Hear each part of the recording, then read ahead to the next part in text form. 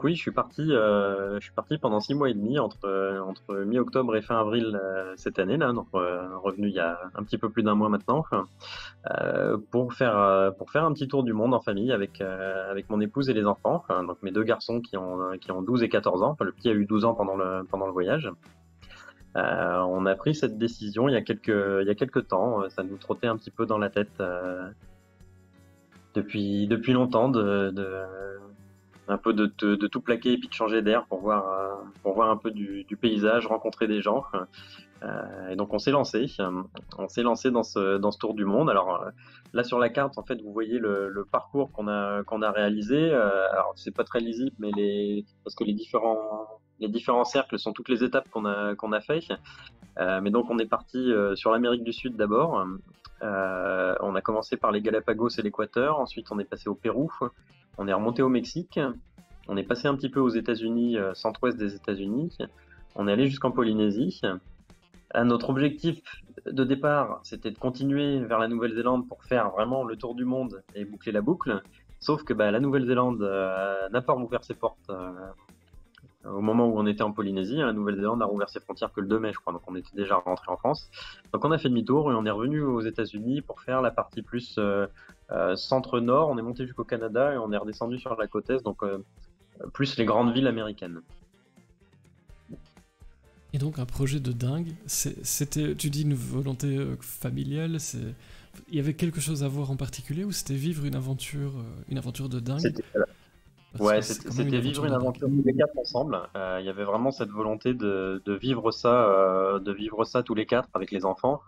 Euh, et aussi, enfin moi, vraiment un de nos objectifs principaux, c'était quand même de faire découvrir aux enfants autre chose, de leur montrer que le monde, c'est pas uniquement la France, c'est de leur faire voir le monde avec autre chose que la lorgnette franco-française, qui se rendent compte que ça peut être complètement différent dans d'autres pays, qu'il y a d'autres cultures, d'autres façons de vivre, que tout le monde ne vit pas de la même façon, et que tout le monde n'a pas les mêmes chances de départ dans certains pays.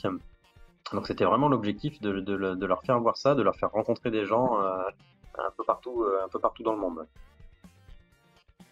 L'école de la vie. Et donc, je précise pour ceux qui n'étaient pas là quand on a commencé, les étapes dont tu viens de parler vite fait grâce à cette carte, on va y revenir plus ou moins en détail, parce que tu as ramené plein de photos. Ouais. Et donc, on va en profiter pour nous aussi découvrir qu'il n'y a pas que la lorgnette franco-française, belgo-belge. On va en profiter pour tout ça. Et l'important pour moi, je pense que voilà, pour les personnes qui nous écoutent, c'est important aussi. On vient de parler de ton parcours d'auteur. Et moi, je l'ai dit tout à l'heure, je n'imagine pas que déjà qu'un homme, une femme, un enfant reviennent pareil qu'il est parti quand il a vécu un voyage comme ça. Mais je pense que l'auteur ne revient pas pareil non plus. Et c'est l'occasion d'en parler un petit peu ce soir. Donc merci encore de partager tout ça avec nous, ça va être passionnant. Non, c'est certain, ouais. C'est certain qu'on revient pas à l'identique, ouais, parce que voilà, parce on a vécu tellement de choses. Alors c'est vrai à titre très personnel. Il y a des choses qui ont été très marquantes pendant le voyage. C'est vrai aussi au niveau du noyau familial. On a vécu pendant 6 mois et demi tous les quatre un peu en vase clos par moment, toujours dans les mêmes chambres d'hôtel tous ensemble, etc. Donc forcément, on a appris à se connaître et à se comprendre différemment. Donc c'était aussi super enrichissant d'un point de vue humain à titre au titre du noyau familial. Euh, Après, ouais, on a vu tellement de choses et on a rencontré tellement de personnes. C'est forcément super enrichissant pour le futur et pour mes prochains livres. Alors, quelques petites questions générales parce que je peux pas m'en empêcher, mais donc dans le chat, n'hésitez pas, ça vous laisse sans voix. Pour l'instant, c'est juste une carte, hein, mais on va vous mettre des photos incroyables. Je me demandais, parce que, pour que vous le sachiez, je vous raconte ma vie, mais c'est passionnant. Pour moi, aller, on va dire à 100 km, c'est une expédition. Je réfléchis pendant des plombes à ce qu'il me faut, à ce qu'il me faut pas, faire mon sac. Enfin, c'est un enfer. Donc, ce que tu as fait toi, ce que vous avez fait en famille, c'est juste impossible. Ça n'existe pas dans ma tête. Donc, je trouve ça passionnant et je me disais, quelle est la part d'improvisation, parce que tu peux pas tout prévoir, enfin, je pense pas, Et, non, non, ouais. contre la partie préparée du voyage. C'est quoi la Alors, proportion?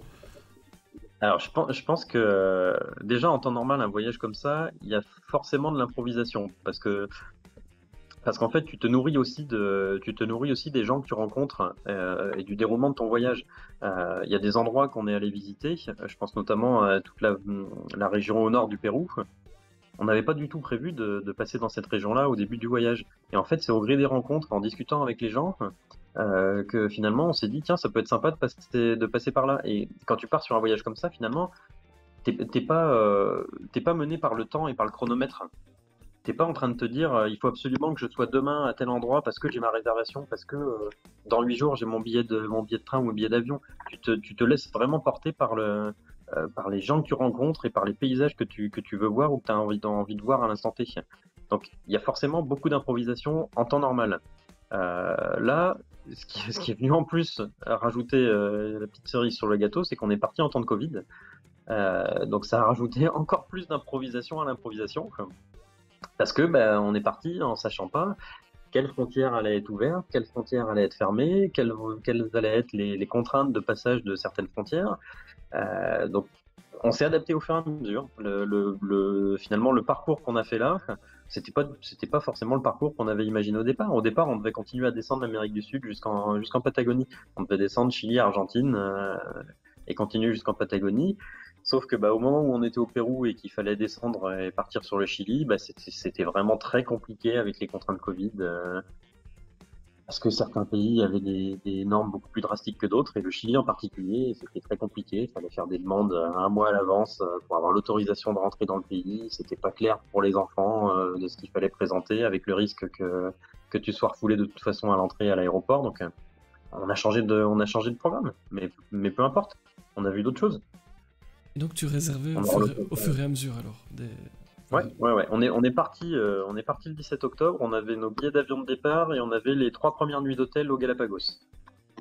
Et tout le reste, on a fait au fur et à mesure. Alors là, j'ai envie de dire que finalement, le Covid était plutôt un atout sur ce point-là parce que il n'y avait pas encore beaucoup de monde quand même. Hein. Ça n'a pas encore redémarré comme avant Covid. Hein. On a vu notamment au Pérou, qui est un pays qui vit beaucoup plus du tourisme que l'Équateur, par exemple. Le Pérou, ils étaient contents de voir revenir quelques touristes aussi quand même, hein, quelques voyageurs. Donc c'était vraiment pas compliqué de réserver des choses la veille pour le lendemain. Il y avait de la place partout. Il n'y avait pas foule dans la plupart des sites qu'on a visités. Donc c'était pas compliqué pour ça. Donc on pouvait en plus se permettre de toute façon d'attendre la veille pour le lendemain. Et puis je te dis, au-delà de ça, c'était vraiment se laisser la possibilité de changer d'avis, de rester à un endroit si on y était bien. Ça nous est arrivé à certains endroits de se dire on est bien ici, on va rester quelques jours de plus. Ou à l'inverse, de se dire bon là, je crois qu'on a fait le tour, on reste pas ici quoi. Et justement tu parlais, alors je fais une exception ce soir, hein. Je déteste le Covid mais je fais une exception ce soir. Quand tu vas dans les cultures chez les gens, etc., c'est une période de méfiance, en tout cas côté Europe, moi j'ai beaucoup vu ça. Est-ce que là où vous êtes passé, vous êtes bien fait accueillir? Parce que finalement, c'était une période assez compliquée, voilà, pour les échanges interpersonnels. Et donc, est-ce que vous n'êtes pas retrouvé seul au monde à certains moments en disant, ok, en plus, on n'est pas hyper les bienvenus? Non, non, non, on n'a pas du tout ressenti ce sentiment de pas être les bienvenus. Au contraire, on a plutôt ressenti le sentiment des gens qui étaient contents de voir revenir les gens. Par contre, ce qui était super intéressant, c'était de voir d'un pays à l'autre les différences de gestion et de gestion, que ce soit politique ou de gestion populaire en fait de cette épidémie de Covid.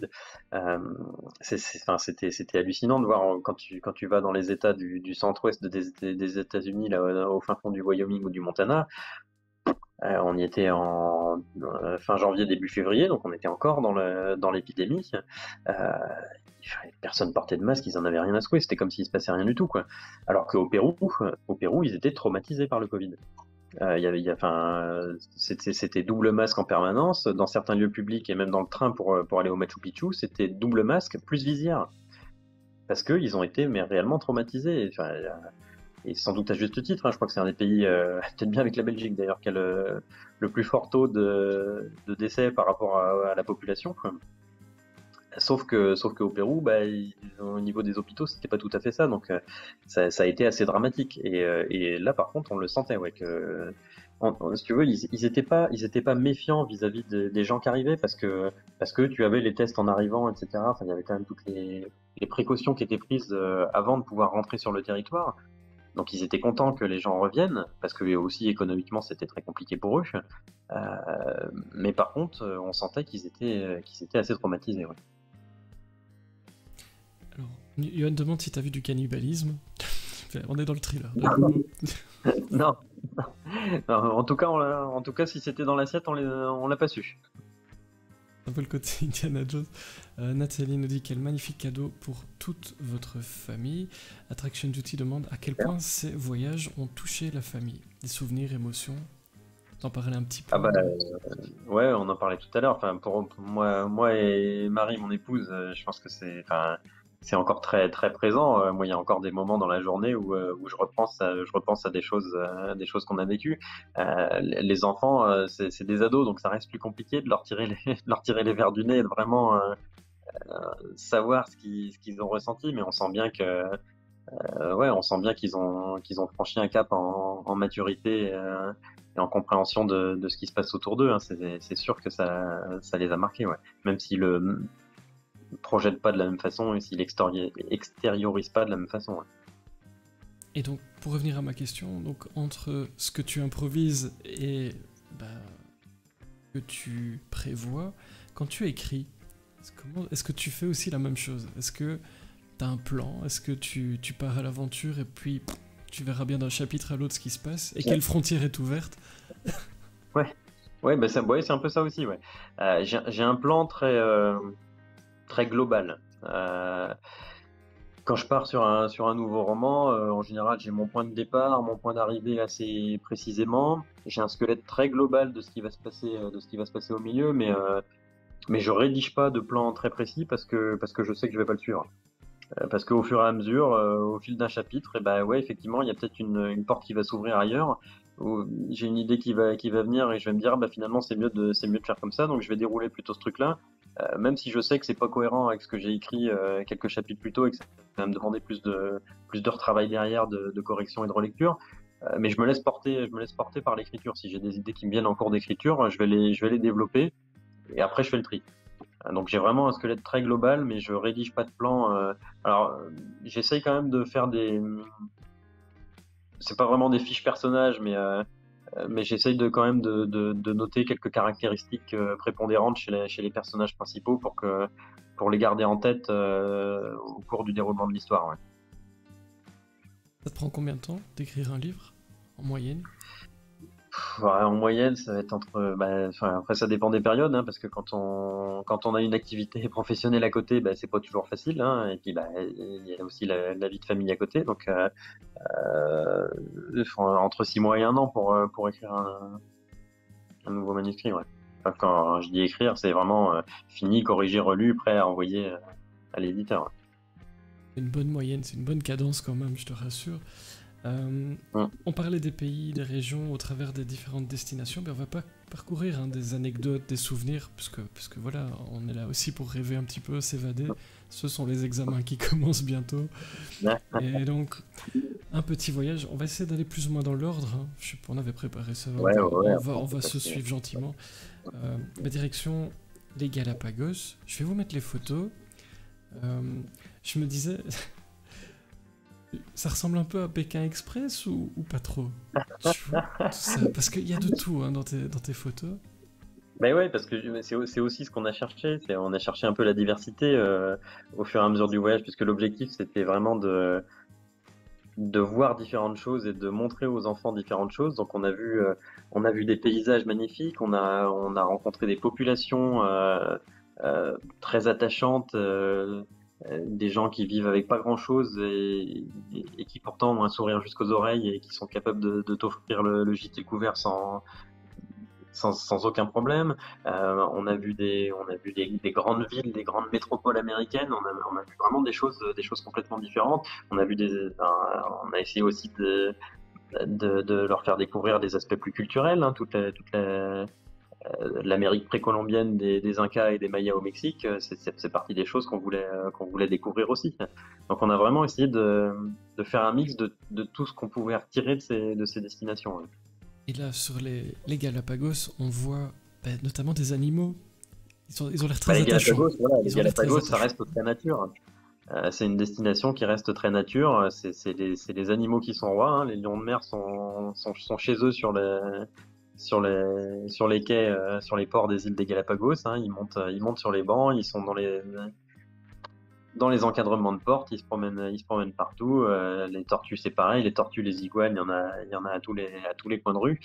Donc les Galapagos, c'était vraiment super intéressant pour ça, pour l'aspect nature et aussi parce qu'il y a pas quand même pas mal de choses qui sont faites là-bas pour la protection de ces espèces endémiques. Il y a beaucoup d'animaux qui ne vivent que là-bas. Il y a évidemment l'histoire de Darwin qui transpire au sein des Galapagos, hein, puisque c'est là-bas qu'il a amorcé sa théorie de l'évolution. Donc ça aussi, ça faisait partie des choses qui étaient vachement intéressantes à découvrir et à faire découvrir aux enfants. Et respect des animaux, nous dit Johan. Au niveau voyage, il y a un côté touriste versus le voyage authentique. Donc quand tu dis on va rencontrer les gens sur place, etc. Mais il y a aussi un côté un peu touristique. Là, on était dans quoi au niveau des Galapagos? Bah, au Galapagos, ça reste assez authentique, hein. Alors ça dépend des îles. Il y a quelques îles qui sont un peu plus touristiques. Il y a pas mal de touristes américains qui viennent par là-bas pour faire de la plongée. Il y a quelques gros spots de plongée autour des Galapagos. Après, là où on est sur le volcan Sierra Negra, c'est sur l'île d'Isabella aux Galapagos. Là, pour le coup, c'est une île super authentique avec juste des chemins en sable, pas de route goudronnée, rien du tout. Là, on est vraiment sur l'aspect très authentique des îles Galapagos. Et donc, tu as du trekking, en tout cas, t'as plein de Ouais, choses. il y a de la, il y a Mais, de la- mais il y a de qu'est-ce la que rando, tu il y a mets de la dans ta découverte. valise, du coup? Combien de sous-vêtements il faut? C'est un truc de Ah fou. bah après on voyage léger et puis on lave au fur et à mesure. On est parti chacun avec notre sac à dos et avec grosso modo des affaires pour une semaine, on va dire à peu près, une semaine 10 jours. Après voilà, moi je suis parti qu'avec une seule paire de godasses. C'était mes chaussures de trail de course à pied, comme ça me faisait je pouvais marcher avec, je pouvais faire de la rando, je pouvais aller courir. Et c'est mes chaussures je les ai portées 7 jours sur 7, sauf en Polynésie où c'était les tongs, hein, pendant 6 mois et demi. Ouais. Et c'est un truc de fou. Je l'ai dit tantôt, mais moi je réalise pas. Il me faudrait. Ce serait tellement compliqué. Parce que moi, quand je pars, je sais pas vous dans le chat, mais moi je prépare tout ce qui peut arriver dans le temps, la météo, tout. C'est horrible. C'est horrible. Moi, je crois que il me faudrait un avion pour moi tout seul, en fait. Ce serait horrible. Ce serait horrible. Je te propose qu'on aille faire un tour. J'aurais été mort de trouille, oui, je comprends. Du côté de l'Équateur, Ouais. on va profiter. Alors là, Après, voilà, en revenant des Galapagos, on est passé sur le continent, donc en Équateur. Donc les Galapagos appartiennent à l'Équateur, hein, mais on est passé sur le continent. Ouais, donc là c'est en forêt amazonienne. On a aussi eu l'occasion d'aller faire un petit tour dans un lodge au fin fond de la forêt amazonienne. Là encore, c'était vraiment l'aspect nature qui nous intéressait, hein, d'aller découvrir ce que c'est la forêt primaire amazonienne. Et après, l'Équateur, ça reste super varié, c'est-à-dire que tu as la forêt amazonienne à la frontière colombienne, mais après, tu as aussi la fin de la cordillère des Andes et des volcans. Et donc, c'est là où on a pu aussi faire notre premier passage à plus de 5000 mètres d'altitude. Donc ça aussi, c'est des expériences assez hallucinantes de monter à 5000 mètres d'altitude. Et tu sens que c'est pas pareil, hein. Tu sens que tu respires pas de la même façon. t'as une bouteille d'oxygène ou comme ça? Non, non, non, non, mais tu marches doucement, tu prends ton temps, tu fais attention si tu commences à avoir un peu mal au crâne et surtout tu te rends compte que c'est bien de monter tranquillement et de prendre du temps d'acclimatation parce que le premier passage à 5000 là en Équateur, on arrivait de la veille du niveau de la mer, c'était pas facile.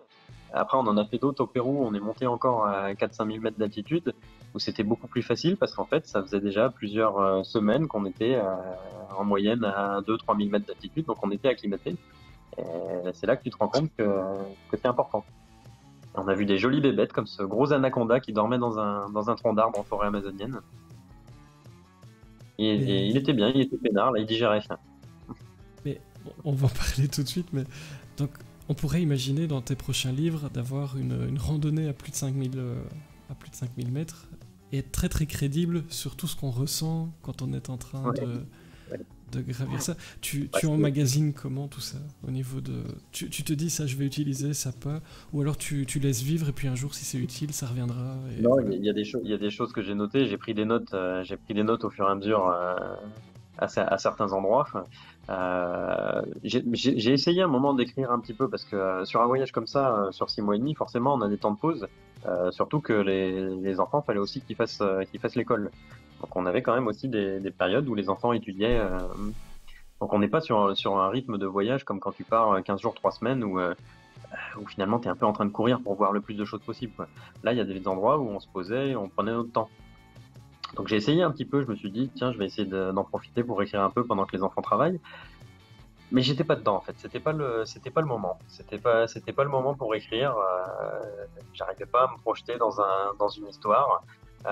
Parce que, bah, aussi, peut-être parce que bah, tous les jours il y avait des masses d'informations, d'images et de rencontres qui venaient se greffer. Donc c'était dur de faire ressortir vraiment quelque chose. Donc j'ai pris beaucoup de notes finalement, et qui vont me resservir, ouais, pour les prochains romans. Ouais. Et on nous dit c'était le moment d'emmagasiner peut-être. Plouchette, c'est magnifique, Ouais, super. superbe, waouh. Je pense que tout le monde est d'accord.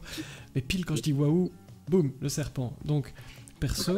Ouais. Alors, non, mais après, je vous dirai la vérité plus tard, mais là c'est pour le jeu. Mais c'est vrai que moi j'associe très très souvent, c'est à cause d'un de mes meilleurs amis, hein, mais j'associe souvent voyage et animaux mortels.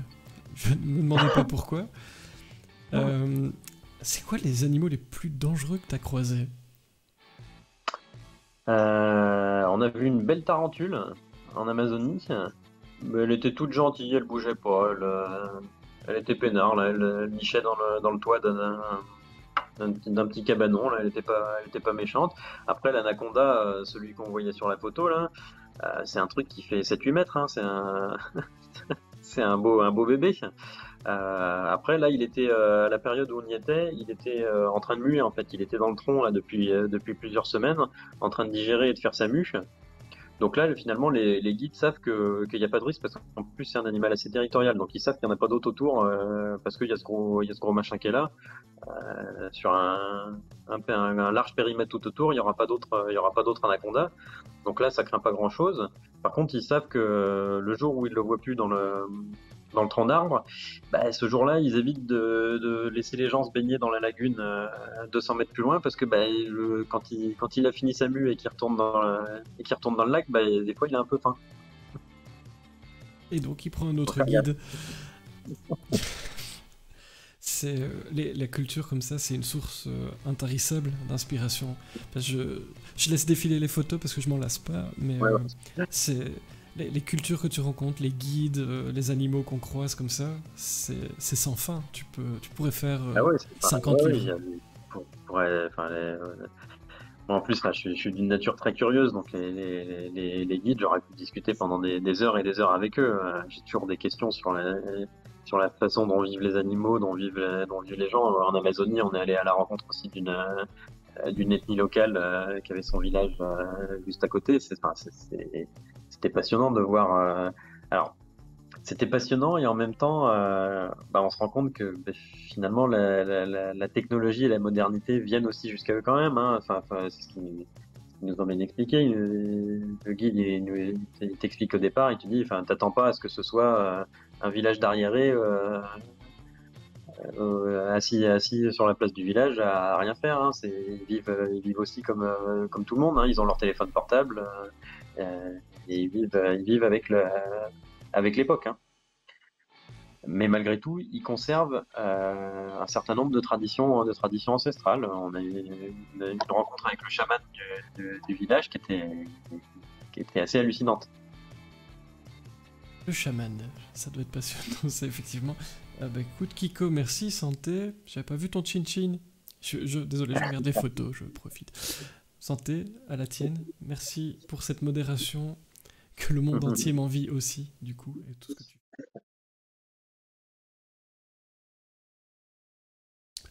On disait, voyager, c'est aussi attendre. Tu parlais des transports, des choses comme ça. Ouais, Alors, j'imagine qu'il y a eu des temps morts. T'expliquais sur un voyage de 6 mois, c'est pas pareil que 15 jours.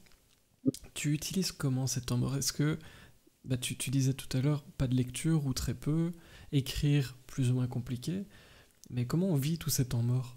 C'est intéressant aussi, finalement ouais, oui, oui, c'est intéressant aussi parce que t'es pas dans ton élément habituel quand t'es dans une station de bus, dans un terminal de bus perdu au fin fond de l'Équateur en train d'attendre ton bus qui va t'emmener à l'étape suivante, t'es pas dans ton élément habituel, donc de toute façon, t'es toujours aussi, enfin moi en tout cas, j'étais toujours en train de regarder autour de moi, d'aller lire un peu d'aller voir un peu les différents stands, je regardais les destinations qui étaient desservies, et, enfin, c'était marrant parce qu'en plus, ils voyagent beaucoup comme ça, ils voyagent beaucoup en bus.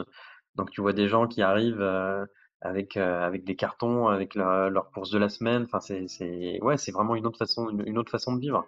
Donc beaucoup de temps d'observation et puis de discussion entre nous aussi, d'échanges entre nous, quoi. étape suivante, oui je sais, c'est cruel de vous enlever ces photos, mais en fait il y en a d'autres. On va partir vers le Pérou. J'allais dire c'est pas le Pérou, mais en fait c'est le Pérou, hein, la troisième étape. Et ben encore Le des Pérou, du coup, paysages à couper le soupe. Oui, voilà. ouais.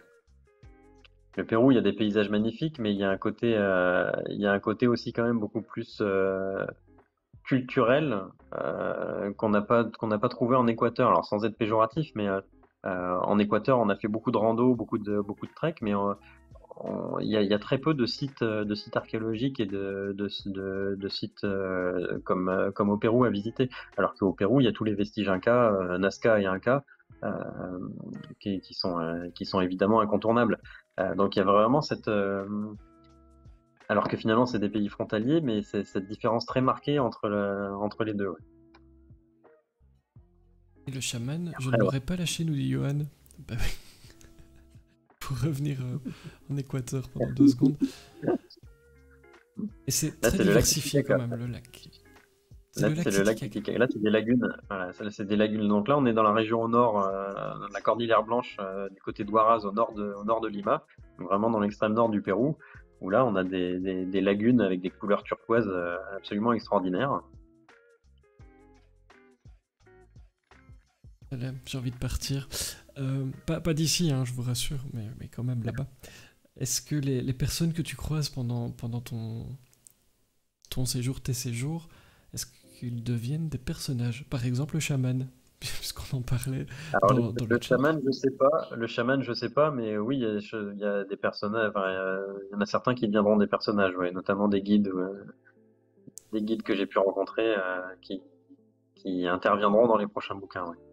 Et ils deviennent des personnages ou des sources? Parce que finalement, tu le disais, Les deux, ce sont des les sources deux. aussi. Ouais. Les deux, parce que bah, enfin, ils ont été des sources d'informations absolument extraordinaires pendant tout le temps qu'on a pu passer avec eux. Mais après, il y en a certains qui dégagent un tel charisme et une telle aura que c'est des personnages à part entière qui méritent d'être dans un roman. Et tu gardes contact avec eux? Il y a une guide au Pérou, oui, que j'ai encore en contact sur les réseaux sociaux. Ouais. Peut toujours servir. Hum. Question écriture, tu voyages en famille, bon ça on l'a compris. Est-ce que tu écris en famille aussi, du coup? Non, j'écris pas en famille. La relecture se fait en famille dans la mesure où c'est mon épouse qui est ma première lectrice. Par contre, je lui fais lire que une fois que j'ai fini le premier jet, les premières corrections. Je sais pas donner, je sais que certains font ça, mais je sais pas donner les chapitres au fur et à mesure à lire parce que des fois, c'est ce que j'expliquais tout à l'heure, hein, des fois ça peut changer de direction de manière un petit peu cavalière. Donc j'attends d'avoir quand même fini le premier jet et la première relecture avant de lui faire lire. Donc on le voit, tu es sur des paysages, beaucoup de la marche. Il y a quoi comme difficulté dans des voyages aussi longs? On va parler des difficultés, puis on parlera des belles choses.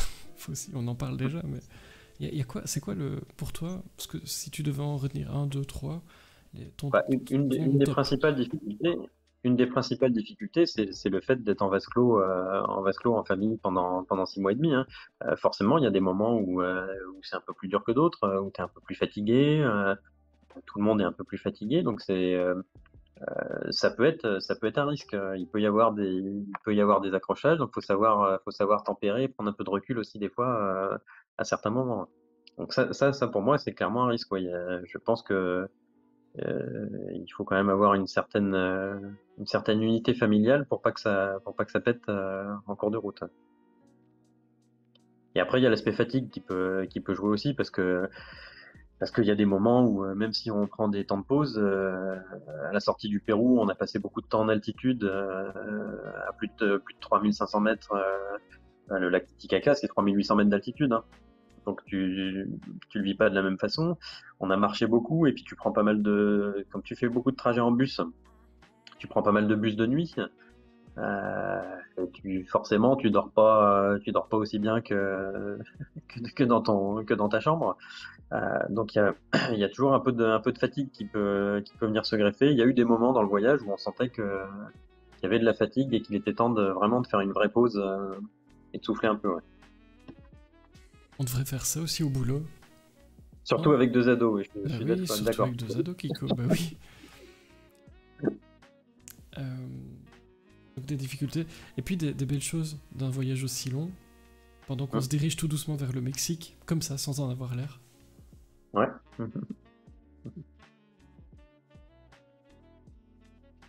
Et on reconnaît tout de suite, on passe chez...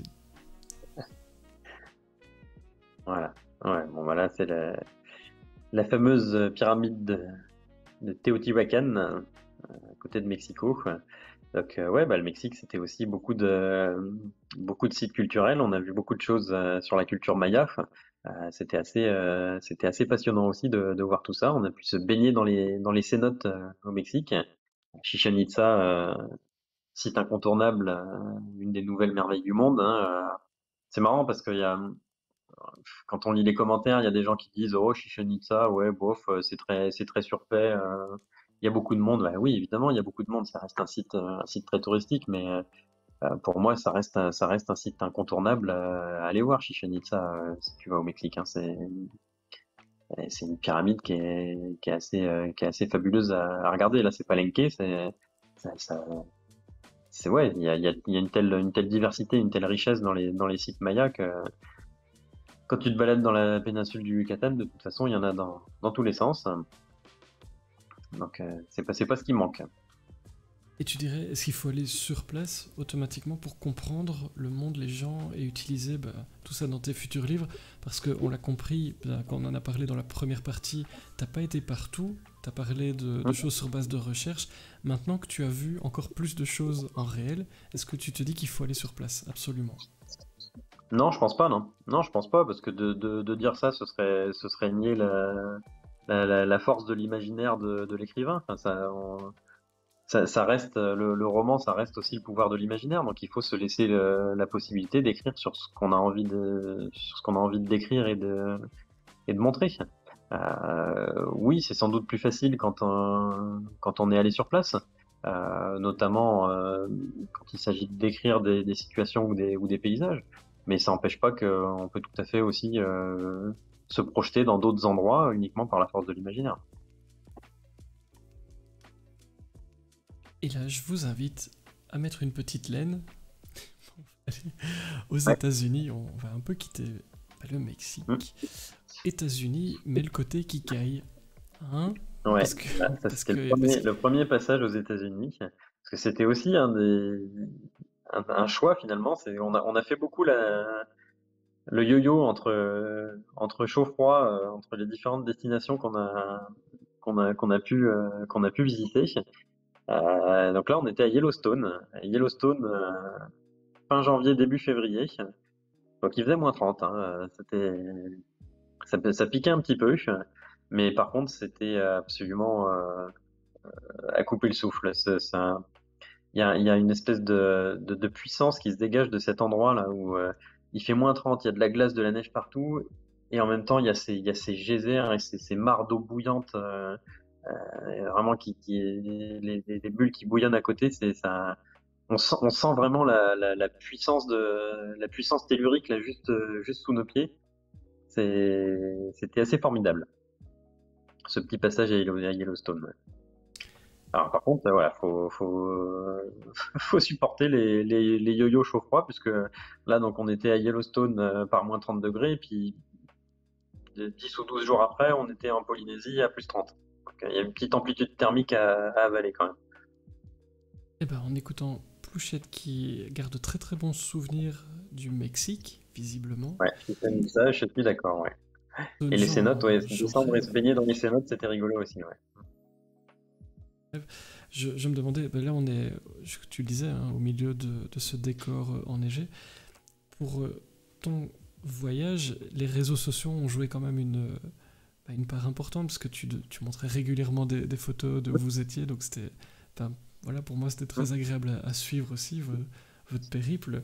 Est-ce que c'est indispensable pour maintenir le lien dans ce genre de voyage avec finalement sa vie de tous les jours, le reste du temps quand Bah, on... ouais, c'était intéressant. Oui, effectivement, c'était sympa de garder le lien avec la vie de tous les jours. Maintenant, c'est pas forcément en partageant les photos que je gardais le lien, parce que finalement, j'allais quand même le lien, je le gardais plus finalement en allant voir les news de mes copains, copinoteurs sur leurs réseaux sociaux à eux, plus qu'en partageant. Après, c'est sûr que les commentaires sur les publications et sur les photos, c'était vachement sympa d'avoir des retours là-dessus. Et après, sur le côté plus proche, plus familial, l'avantage de faire un voyage comme ça aujourd'hui, c'est que même au fin fond du Pérou ou de l'Équateur, dans n'importe quelle auberge de jeunesse, tu avais du Wi-Fi. Donc finalement, on pouvait appeler enfin, avec les moyens modernes, tu pouvais faire un appel WhatsApp depuis n'importe où très facilement. Donc le lien familial, il était facile à garder, en fait. Pas trop de manque à ce niveau-là, a priori. Non, non, non. Nous, ça a été. Les enfants un peu plus. On a quand même eu assez régulièrement le fait qu'ils soient loin des copains, copines du collège. C'était un peu plus compliqué pour les garçons. Ouais. Et c'est une question qu'on me glisse dans l'oreillette. N'hésitez pas à la mettre dans le chat, hein, parce que enfin, je veux que vous m'envoyiez ça sur Messenger, mais c'est pas pratique. Euh, comment ça se gère? T'en parlais un tout petit peu, mais comment ça se gère au niveau du travail, au niveau de l'école pour tes enfants? Bah, de partir comme ça, comment on fait? Comment on s'organise? Parce que tu Alors, parlais des périodes au où il y niveau a de du travail. l'étude. Voilà, mais comment ça se fait pour les gens qui nous écoutent et qui se disent ok, moi aussi j'ai envie de partir? On fait quoi finalement? Ah bah, au niveau du travail, donc on a fait deux choses différentes, moi et mon épouse. Hein. Elle a pris un congé sabbatique pendant 7 mois, donc de octobre à mai, elle était en congé sabbatique, donc validé par son employeur. Donc au retour, elle a repris son poste à la banque. Et moi, j'ai lâché mon job. Moi, j'ai quitté mon boulot fin août, hein, juste avant de partir. Mais c'est aussi parce que derrière, on a un autre projet, c'est qu'on va déménager là cet été. Là aujourd'hui, on habite en Vendée, mais on quitte la Vendée au mois de juillet pour aller dans le sud-ouest de la France, dans le Béarn. Donc de toute façon, moi, j'avais pas l'objectif de revenir dans mon boulot actuel au retour du voyage. C'était clair que de toute façon derrière on partait et que il fallait que je trouve autre chose. Donc là, maintenant que je suis rentré, j'ai lancé des démarches pour retrouver un boulot dans le sud-ouest. Donc je renvoie des CV et je suis reparti là-dedans. Et pour les enfants, et ben les enfants, donc ils ont commencé l'année scolaire, ils ont fait le premier mois et demi, et ensuite ils étaient inscrits au CNED tous les deux. Donc c'est des cours par correspondance, hein, donc il y avait pas mal de choses qui passaient par là, avec pas mal de cours interactifs sur le portail du CNED, donc d'où l'importance aussi d'avoir des connexions Wi-Fi la plupart du temps, même si des fois c'était pas non plus des débits de fou, mais c'était suffisant quand même pour pouvoir faire l'essentiel. Et donc ils travaillaient comme ça, avec aussi des devoirs et des corrections par les profs du CNED. On envoyait les copies en ligne et on recevait les corrections derrière. Pour qu'au retour, bah, ils aient pas de retard par rapport au reste de la classe. Après, là où nous on a eu de la chance, je pense, parce que ça, là pour le coup, ça dépend vraiment du contexte local, c'est on a été plutôt très bien accompagné par le collège des garçons. C'est-à-dire que notamment pour le grand qui est en troisième et qui passe son brevet des collèges à la fin de l'année, donc je sais pas si s'il y a un équivalent en Belgique, mais ici en fin de troisième, il a un examen à passer à la fin de l'année. Ses profs lui avaient demandé avant de partir, ils avaient demandé à voir le programme du CNED et lui avaient coché tout ce qu'il devait faire en priorité, dans quel ordre, et tout ce qu'il ferait au retour au mois de mai, puisque de toute façon on avait prévu de faire les 2 derniers mois, mai-juin, là ils ont repris les cours. Donc ces profs ont vachement bien joué le jeu là-dessus et nous ont vachement accompagnés. Ouais, ça c'était très appréciable. Donc, merci Kiko. Le CNED pour les Ouais. Belges, c'est le Centre national d'enseignement à distance. Bien, j'ai appris quelque chose que je ne connaissais pas. Je sais pas si on a le même style en Belgique. Est-ce que, parce que je vois les photos toujours enneigées, je pense toujours à ton sac pour une semaine de. Toujours. Je suis un peu. Ouais. Alors là, Je suis un peu. là, on était un peu juste. Je suis Là, un on peu. était un peu Je juste suis sur un des peu mois 30. monomaniaque, mais tu vois. Est-ce que tu avais quand même pensé à tout? Ou est-ce que tu peux, partout où tu vas, trouver à acheter ce qui te manque? Ouais, là, Probablement. pour du moins 30, on était un peu juste. On avait quand même les manteaux qui allaient bien pour les randos, etc. Parce qu'on avait quand même déjà fait pas mal de trek en altitude, donc il fait froid aussi. Par contre, là, moins 30, là, tu passes quand même une étape supplémentaire dans la gestion du froid. Donc, au niveau des habits, finalement, le pantalon et en haut, tu arrives à t'en sortir en multipliant les couches, hein. Tu rajoutes des pulls, tu rajoutes des couches et tu t'en sors. C'était plutôt au niveau des pieds et des chaussures où on était un peu limite. Donc, on a juste racheté quand même en arrivant à Yellowstone des grosses chaussettes en laine et puis des petites chaufferettes, en fait. Des espèces de petits trucs chauffants que tu mets sous ta chaussette dans la godasse et qui te fait du chaud, qui te réchauffe le pied. Et ça, c'était suffisant. Alors après, de toute façon, quand il fait cette température-là, tu pars pas pour 8 heures de randonnée dans la journée, hein. Là, au maximum, on a dû marcher 2 heures pour faire le tour de tous les geysers quand il faisait moins 30. Mais au-delà, c'est c'est très compliqué. Et puis Kiko qui fait du fact-checking, donc en Fédération Wallonie-Bruxelles, vous avez e-learning de la Fédération Wallonie-Bruxelles. Bah écoutez, si ça vous, comme ça vous pouvez vous renseigner au passage, hein, si vous voulez aller. Mais alors, Voilà. je te propose qu'on passe à la destination suivante, mais en Ouais. même temps, j'imagine tellement, parce que tu parlais des cours à distance, parce on est là-dedans. En fait, je t'imagine tellement avec tes enfants, ils reçoivent des devoirs, des trucs à faire, et tu leur dis, si vous faites pas vos devoirs, on va pas en Polynésie. Tu vois, Ouais. et ça, c'est quand même un argument. Voilà, parce que nous, on est sur des, t'auras pas de dessert, c'est un peu, voilà, mais Non, là, voilà, c'était, ouais. tu vas pas en Polynésie, mais nous, on va y aller tout de suite, parce que Ah, voilà, on a eu de la chance, ils ont bien changement joué de le jeu quand même. température. Ouais. Changement de température. Je vous présente la Voilà. Bon, Polynésie. bah là, la Polynésie, donc là, c'est un peu un petit peu un rêve de gosse aussi quand même de mettre les pieds un jour en Polynésie. Ouais, c'est vraiment ouais, il y a une espèce de douceur de vivre qui est assez formidable en Polynésie. Les Polynésiens sont super sympas, super accueillants, super adorables. En tout cas avec les touristes.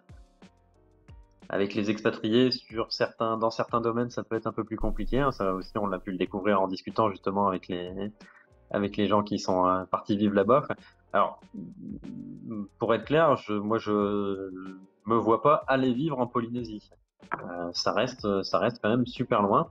Là aussi, en discutant avec des expatriés qui sont là-bas depuis quelques années, expatrié en Polynésie, ça veut dire 22-24 heures d'avion depuis la France, c'est 12 heures de décalage horaire.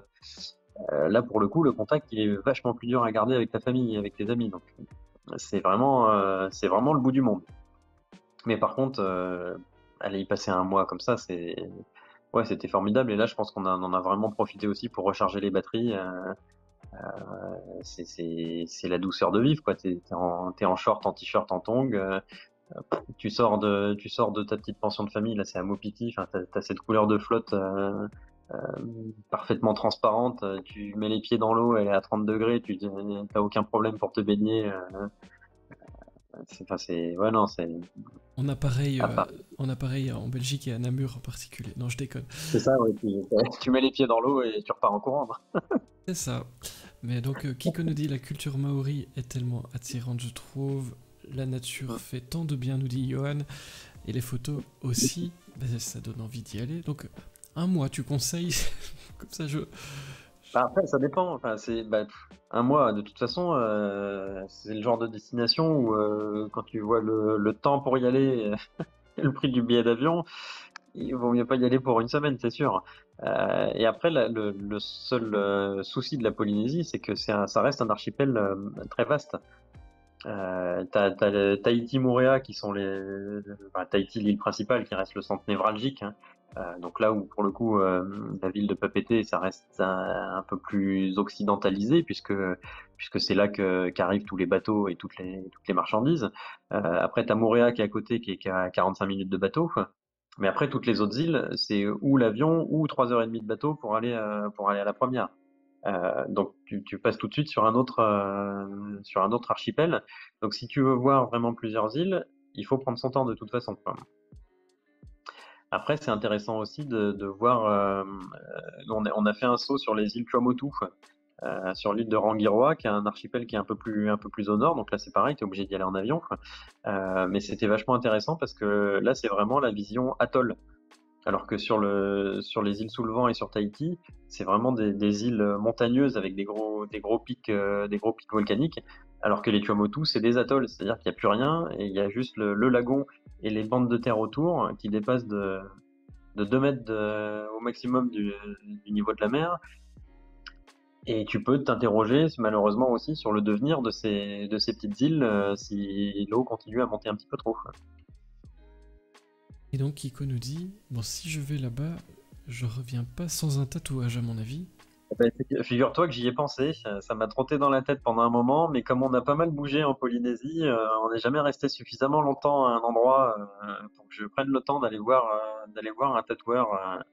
Ce que je fais là-bas, par contre, faut le faire vraiment à l'ancienne avec la méthode tahitienne et le mec qui vient avec son aiguille.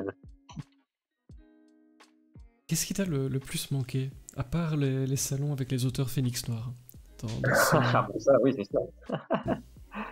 Euh, c'est marrant parce que ce qui nous a le plus manqué, surtout au début, c'est des trucs assez basiques et assez culinaires. Alors là, c'est peut-être une réaction très française, mais par exemple le fromage. Tu vas en Amérique du Sud, tu n'as pas de fromage. Enfin, t'as une espèce de fromage un peu caoutchouteux, mais qui est le même. Ils ont qu'un seul type de fromage.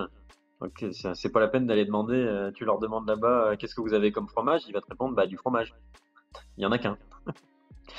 Donc c'est des trucs un peu basiques comme ça où quand on est arrivé en Polynésie justement où bah, forcément il y a de l'importation de produits métropolitains. Ah bah ça faisait plaisir ouais, de retrouver un bout de saucisson et un bout de fromage. Ça fait partie des petites choses qui ont un peu manqué. fondue savoyarde Yellowstone est très très connu. Euh, alors nous on aurait un problème de frites, oui. Ouais. Nathalie dit plutôt quelles histoires, oui, mais c'est passionnant évidemment tout ce que tu nous dis. Encore, j'en profite à chaque fois, mais un grand merci, bah, parce que c'est pas rien de voir tout ça, puis d'être dans les coulisses avec toi. Alors je vais prononcer n'importe comment, vous me pardonnez. Rangiroa, Rangiroa, ouais. Rangiroa. Il n'y a Je pas sais eu pas, ouais, un peut-être bien, ouais. Koh-Lanta tourné là-bas. Je suis pas fan de koh j'ai jamais trop regardé, alors je sais pas trop où est-ce qu'ils ont tourné, mais c'est possible, oui, il y en a eu en Polynésie, donc je sais pas où est-ce qu'ils sont allés. Je pense que Et là, c'est aussi les fonds poissonneux et les récifs de coraux. On a fait des plongées. Alors, on n'a pas fait de plongée bouteille en Polynésie, on a fait que du snorkeling masque tuba, mais si tu prends un masque, un tuba, tu mets la tête dans l'eau, il y a des poissons dans tous les sens. Et je pense un des souvenirs m'a le plus marqué en Polynésie, voire même de l'ensemble du voyage, c'était à Mopiti où on est allé plonger avec des raie manta. Et je pense que j'ai jamais vu un animal aussi gracieux qu'une raie manta en train de nager, en train de passer en dessous et en train de nager. Ça nage pas, ça vole. En fait, c'est majestueux. Parce que tu m'as pas vu en piscine, ça. Parce que je fais pareil. Je vole. Vous avez l'image? Non, je vais pas vous la... Ça doit être très poétique. Plus sérieusement, oui. Certains disent que la nourriture, c'est la vie. Mais c'est vrai que quand on part, ça fait partie de la culture, de tout ce qu'on voit, Ouais. de ce qu'on ne voit pas. C'est normal que ce soit parmi les choses qui t'aient manqué. Est-ce qu'il y a eu dans dans ces mois de voyage un endroit où tu t'es dit ok, on pose tout et on reste ici, point.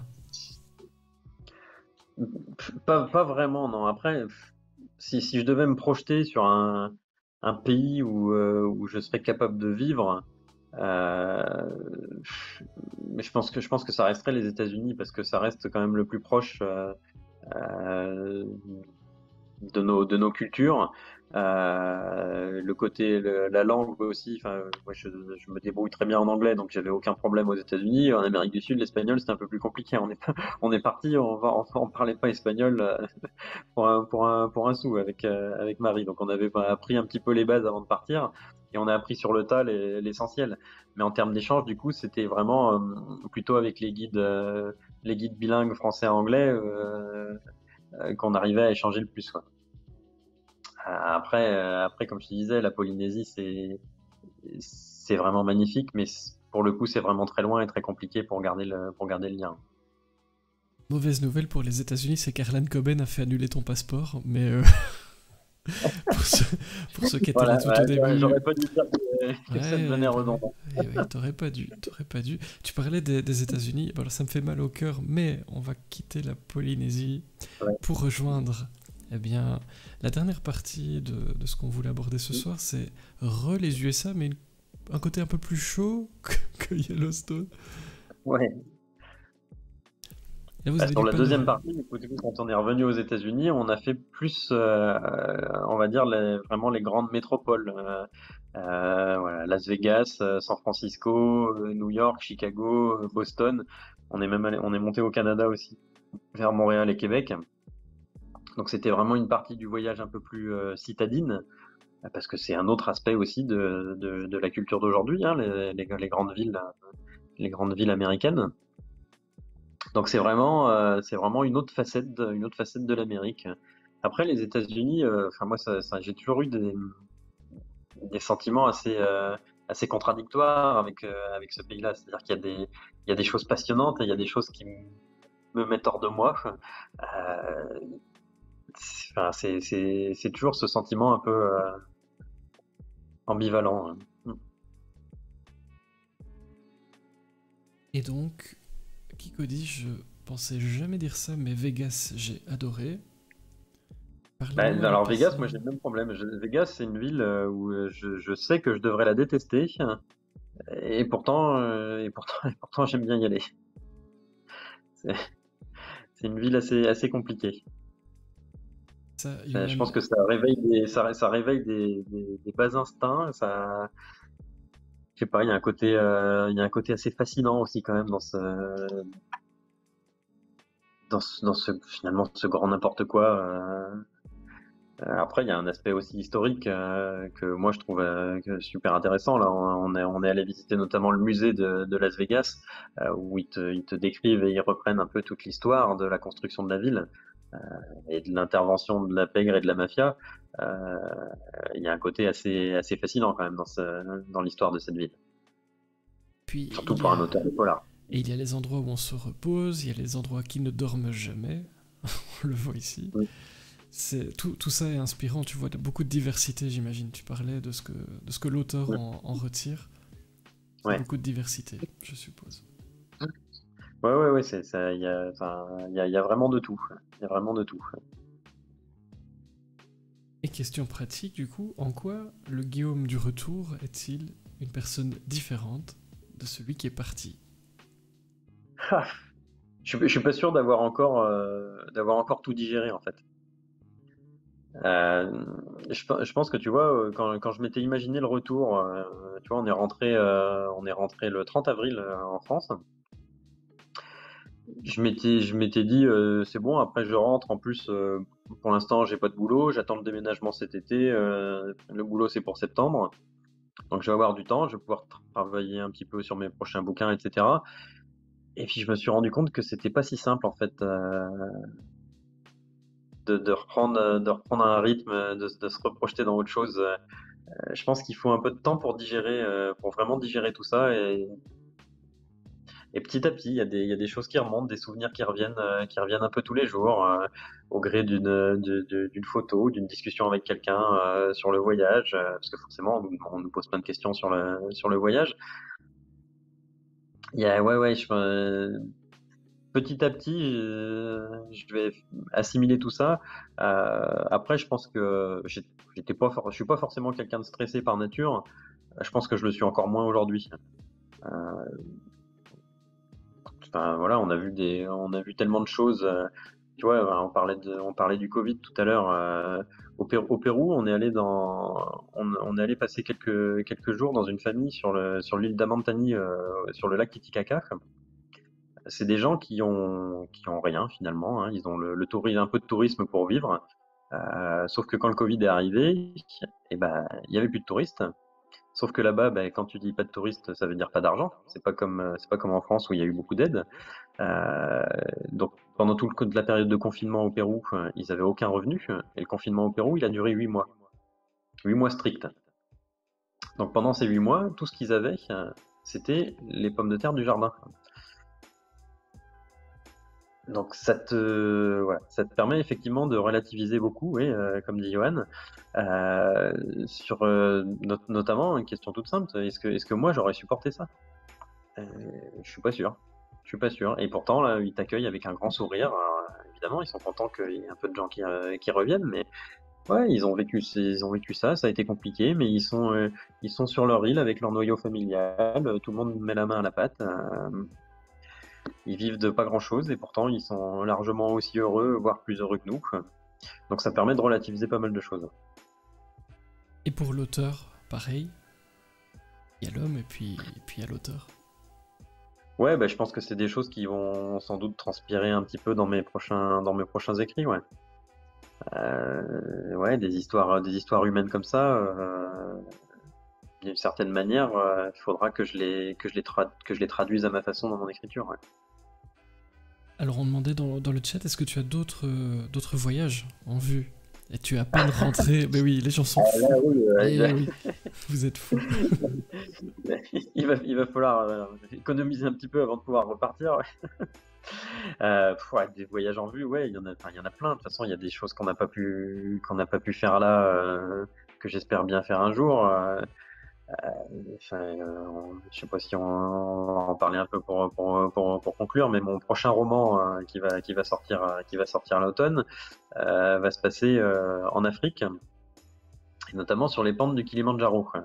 Le Kilimandjaro, c'est un voyage que je devais faire juste avant le Covid. Je devais faire l'ascension du Kilimandjaro. Et au moment de cliquer sur le bouton pour réserver les billets, ben, c'est à ce moment-là où ils ont dit finalement vous allez rester chez vous pendant quelques mois. Donc c'est tombé à l'eau et derrière on est parti sur ce projet de tour du monde, mais le Kilimandjaro je l'ai pas oublié, donc j'ai toujours en tête de faire cette ascension, un de ces quatre, ouais. Et après il y a il y a tellement de choses et de pays qui restent à découvrir, que c'est difficile de dire lequel sera le prochain, hein. Mais c'est sans transition. En fait, on dirait que tu as ma conduite, mais c'est vraiment intéressant, hein. Du coup, je m'inquiète parce que je me dis, je suis peut-être piraté. Mais oui, je comptais effectivement terminer avant que tu n'aies plus de batterie. Parce que, oui, je vois ta batterie. Ouais. C'est très bizarre d'ailleurs. Mais parce que, oui, donc le FBI te surveille. Comment tu vois le niveau de batterie? Ou alors c'est Harlan Coben qui va savoir. Comment t'arrives à voir ça? Ah oui, écoute, on en reparle. Ouais, il me reste 22% sur le téléphone, ouais. Ah, ça va, on est large. Non, mais effectivement, pour parler de ton livre qui sort à l'automne, je ne sais pas, est-ce que tu peux déjà en dire quelque chose, au niveau de l'histoire, au niveau du titre, au niveau de ce que Ah, tu veux, ou bien c'est surprise? je peux juste vous dire, ouais, on va garder pas mal de surprises. Je peux juste vous dire que ça se passera voilà, sur les pentes du Kilimandjaro et on va dire que c'est un huis clos quoi, dans un groupe d'ascension justement qui fait l'ascension du Kilimandjaro. Bah, on en parlait justement de cette montée sans bouteille. Voilà, Où il faut y aller. monter en altitude. 5895 mètres le Kilimandjaro. Donc très très bonne analyse de Johan qui pense que je vois le pourcentage de ta batterie dans le reflet Dans le des yeux. reflet. Ah oui, oui, mais je suis très très fort. En plus, je n'ai pas mes lunettes, donc il y a peu de chances que ce soit ça. Si vous saviez, je vous vois à peine. Sinon, je suis intimidé quand je vous vois, et donc je mets pas mes lunettes. Tu disais, on t'a posé beaucoup beaucoup de questions. Bah, on t'en a posé beaucoup beaucoup beaucoup ce soir aussi. Est-ce qu'il y a quelle question tu retiendrais, ou quelle question est-ce qu'on aurait oublié à laquelle tu aurais envie de répondre là maintenant pour terminer gentiment avant la conclusion? On a parlé de beaucoup de choses. Non, non, on a parlé d'à peu près tout. Hein. Eh ben écoute, merci. On a très très bien préparé ça.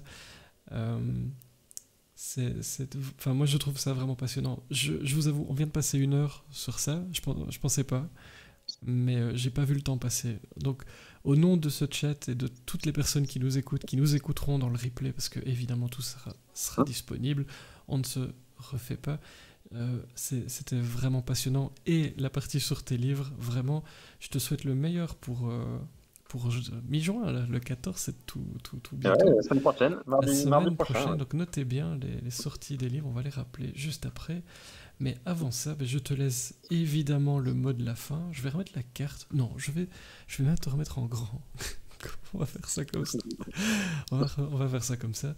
Je te laisse évidemment le mot de la fin. Il faut refermer le couvercle de cette boîte avant que la batterie soit éteinte. Que souhaites-tu nous dire pour conclure cette vraiment très très très belle soirée? Et tout le monde a l'air Eh ben, d'accord. moi, déjà, je souhaite te dire merci, Fred. Merci beaucoup de m'avoir invité dans ta boîte. J'ai passé un super moment. C'était passionnant de discuter et d'échanger avec vous. J'espère que c'était le cas pour tout le monde. Moi, en tout cas, je suis ravi d'avoir pu y participer. Merci beaucoup, Fred. Écoute, avec grand plaisir. C'est vrai qu'on en parlait depuis longtemps. Il fallait que la chaîne existe, mais avec le Crépuscule des éléphants, c'est un livre que j'ai vraiment beaucoup aimé pour plein de raisons. On en a parlé tout à l'heure. N'hésitez pas à aller revoir le replay si vous voulez, on ne s'en lassera jamais.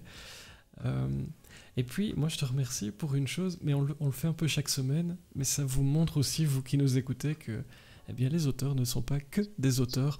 On l'a vu la semaine dernière avec Magali qui se met au piano et qui chante, c'est improbable, mais c'est tellement beau. On a ici Guillaume qui est un globetrotter incroyable. Derrière les livres que vous voyez en librairie, ben, il y a des gens passionnants et qui ont d'autres passions en plus. Et donc, bravo pour ça. Vraiment, tu nous as fait voyager. Moi, j'en avais besoin. Ça m'a fait du bien, cette petite soirée avec vous. Et puis, bien d'autres surprises nous attendent.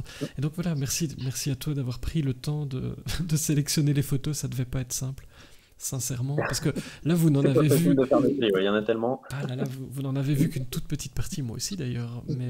Mais si vous voulez revivre tout, voilà, je suppose que c'est toujours dispo sur ton Instagram et ce genre de choses. Ouais, Vous ouais. pouvez toujours aller jeter un œil et puis te suivre parce qu'il y a de l'actu, là dans quelques jours, et puis à l'automne, et puis il y en aura encore plein d'autres. Je te souhaite vraiment le meilleur. Sache-le, c'est un plaisir de te compter à mes côtés dans les Phénix. On est, comme tu le disais, une très très belle famille. C'est amusant.